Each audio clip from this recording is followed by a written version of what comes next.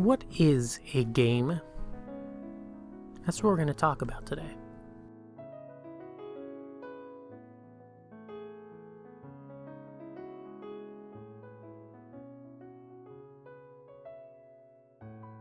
So let me start out with this.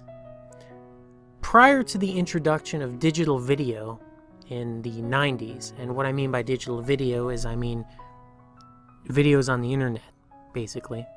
The term video only really applied to home videos, VHS tapes, or anything like that that was distributed.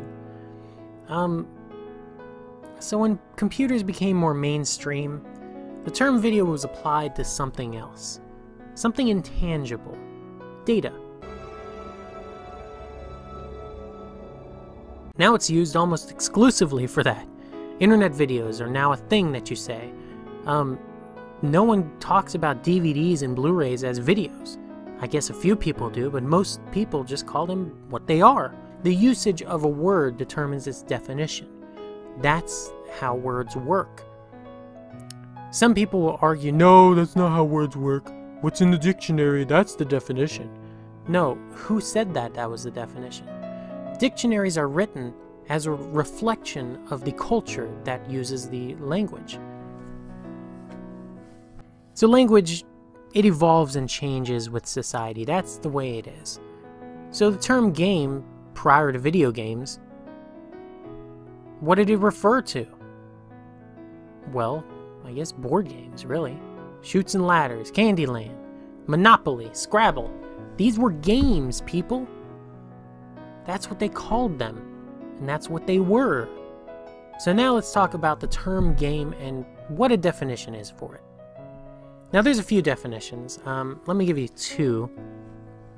Clark C. Abt calls a game an activity among two or more independent decision makers seeking to achieve their objectives in some limiting context. Now notice Abt talks about decision makers, activity, objectives, and limiting content. That is how he defines it, because there's some kind of constraint, some difficulty to overcome. Now Maroney, Kevin J. Maroney, defines a game as a form of play with goals and structure. It's very vague, very general, probably more satisfying for your average gamer though. Most debates, as you'll see in philosophy or art or leadership in this case, they boil down to the very definition of the discipline. In leadership, there's an argument about what leadership is. Well, you'd think if there's an academic discipline of leadership, they would already know what leadership is. Not really. It's like art. Artists and people who study art, they argue about what art is, what constitutes art, and what does not constitute art. That's how it works.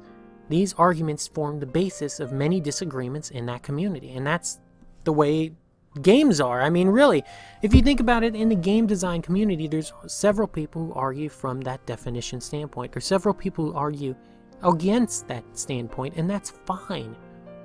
Just become better designers because of it. That's it. Now, Keith Bergen, in his book Game Design Theory, he defines a game as a system of rules in which agents compete by making ambiguous decisions. That's a very interesting definition. But what does that mean? He goes further in explaining a hierarchy of interactive systems. He starts with interactive systems. Then he adds a problem, making a puzzle. Then he adds competition, making it a contest. And then finally decisions, making it a game.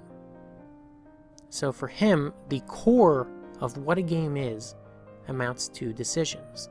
According to his definition, Guitar Hero is a competition, and he actually says that in an article on Gamasutra. Check it out. Now, games aren't all made in his philosophy, though. Games are made in differing philosophies. Telltale creates with the idea of telling a story and giving the player choice. They make worlds that are lively, active, and interesting. One of the few times my family gathers around the TV to watch a game is when my dad plays The Walking Dead. Games have a goal, and a method to reach the goal. Whether it's through freedom of choice, perceived agency, or a set path to take, games offer players the ability to entertain themselves. Entertainment, is that what games are? Games are entertainment? Yeah. Like TV, like movies, games are entertainment. Hate to break it to you. So why don't I define what a game is? Well, that's like defining what art is. Your definition of art is going to differ from your friends or your neighbors, your coworkers, or complete strangers. Definitions like that, that's how they work. Games are subjective, and what you define as a game, it's going to be subjective too. Wittgenstein, the philosopher, mused on the definition of a game, ultimately declaring that you could not define it. All that to say, there are similarities in games. I mean, some have winning and losing, some you can't lose. But there's differences too. There is no one definition of what a game is. Children make up games constantly, whether they're eating a bowl of beans or sitting in front of the TV. They can turn anything into a game, and that's okay. My wife, for example, she's addicted to Tetris. She finds it to be a fun game. Some people will define it as a puzzle, not a game. That's fine, but she enjoys it. So these definitions of games, like Bergen's, Apt's, or Moroni's, they're no more important than your definition of what a game is. So why even set a definition then? What's the point? Well, very simply, it's utilitarian.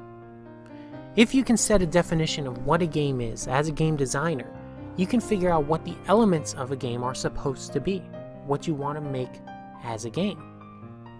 So in some of these cases, for example, like Bergen's, randomness, not having a set path, having choice, decision maker, that's what makes a game to him. So if you design according to that philosophy, that's how you're going to design. Now as designers, that's important. If you're going to design with a set definition of what a game is, it helps you define what you want to do. But if you approach it as a general gamer will, for example, a frank gamer, you will simply just want to know, is it fun? And that's all most gamers really care about. So, all that to say, a definition of a game, it's important if you're a game designer, if you want to model a game off of a specific philosophy for what a game is. That's fine. Come up with your own. That's fine. If you're just a general gamer and you don't care, that's also fine. Who cares then? As long as the game is fun, that's all I care about. As long as I could waste time in it, feel like I accomplished something, waste away a day or so, great. Thanks for watching. Hey, if you like this video, comment. Let me know what you think a game is. Let me know what your philosophy of game design is. I really want to know what you guys think. I appreciate you watching this. Subscribe if you want more content like this. Thank you.